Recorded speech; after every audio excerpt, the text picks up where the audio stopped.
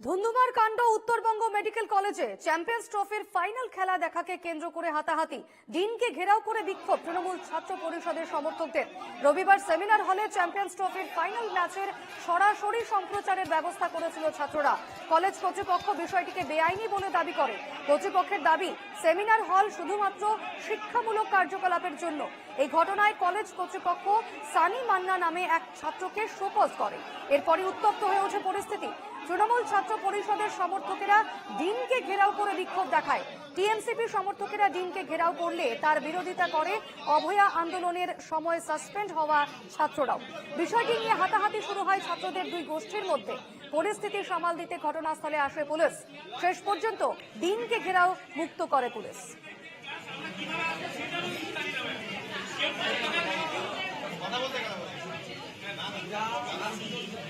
তারা কি বলছে জানেন যে আমাদের সেকেন্ড ব্লক আমাদের পরীক্ষাকে দেখবে, এই ভয়ের পরিবেশ তৈরি হবে কেন কলেজে? আবার এটা তো আপনার উচিত দেখা, তাদের ভয় না পায়। এইরকম ভয়ের পরিবেশ আপনার পরীক্ষাকে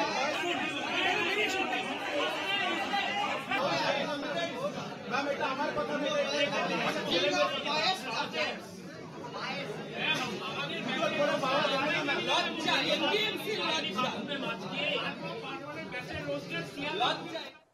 যেসব 7 তারিখে একটা লেটার দিয়েছিলাম স্যারকে, ম্যাডামকে, ডিন ম্যামকে। তো ডিন ম্যামকে লেটার যেটা দেওয়া আছে সেটা লেখা আছে LT400 জন্য একটা পারমিশন লাগবে।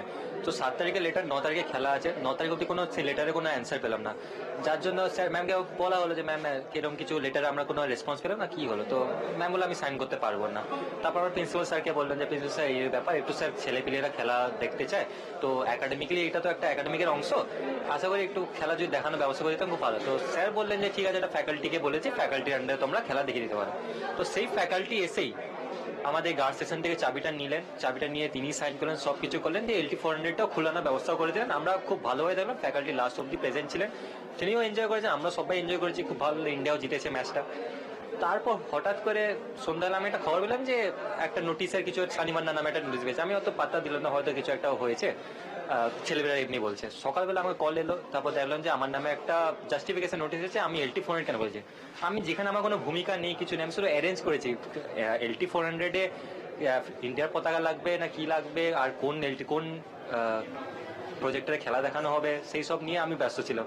তো এখানে আমার জন্য যখন কোনো ভূমিকাই নেই, LT400 খোলা নিয়ে এটা আমার জাস্টিফিকেশন আমাকে কেন চাওয়া হলো? এটা আমি আগে এরা একটা ইন্ডিয়া পাকিস্তান ম্যাচের জন্য পারমিশন চেয়েছিল।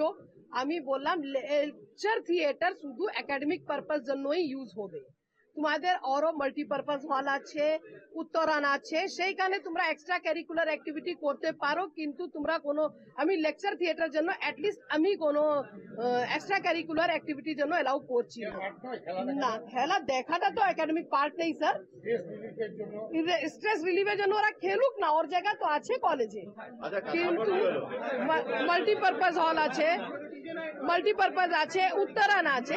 যেই তো আমি এটা পড়ে শুনলাম কি LT400 খোলা হলো, আর আমাদের এমনি লেকচার থিয়েটার বারবার নোংরা হয়ে যাচ্ছে, বারবার কোনো কোনো কারণে, তো ওটাকে আমাকে স্ক্যাভেঞ্জিং করাটা খুব ডিফিকাল্ট। সেটার জন্য আমি সানিকে জানতে চেয়েছি কি সানি, তুমি এটা কার পারমিশনে খুলেছো? কি যে 9 তারিখে ইন্ডিয়া নিউজিল্যান্ড ফাইনাল ম্যাচ ছিল, আপনারা সবাই জানেন, এবং সেই জায়গায় অথরিটির কাছে 6 তারিখে একটা পারমিশনের জন্য একটি লেটার জমা দেওয়া হয়। সেই চিঠির আমরা উত্তর পাই, এখান থেকে চাবি খোলান আমাদের কলেজেরই একজন অধ্যাপক।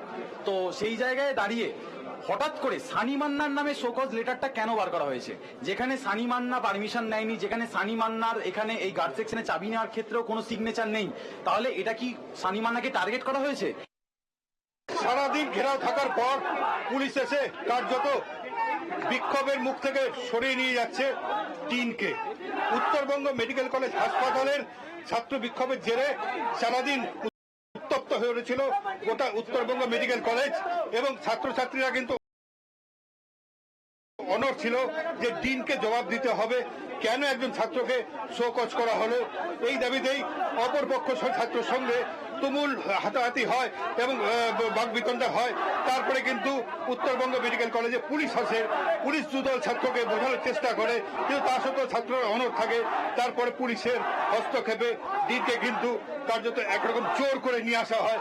আমরা দেখছি যে সেই ছবি, যে যেখান থেকে ডিনকে কিন্তু পুলিশ কর্ডন করে নিয়ে যাচ্ছেন এবং সেখানে কিন্তু একজন ডিএসপির পদের মতো যায়। পুলিশ সহ ছাত্রছাত্রীরাও যারা ডিনের পক্ষে আছে, যারা ডিন জিন্দাবাদ বলছেন, তারা কিন্তু গোটা ঘিরে ধরে তাদেরকে নিয়ে যাচ্ছেন। এই পরিস্থিতিতে আগামীকাল কি হবে সেটা কিন্তু বড় প্রশ্নের মুখে হয়ে দাঁড়িয়েছে। যেখানে দুইজন ছাত্রের মধ্যে সংঘর্ষ, সেখানে আগামীকাল কি হবে এটাই বড় প্রশ্ন। শিলিগুড়ি থেকে অংশুমান চক্রবর্তী, এনকে টিভি বাংলা।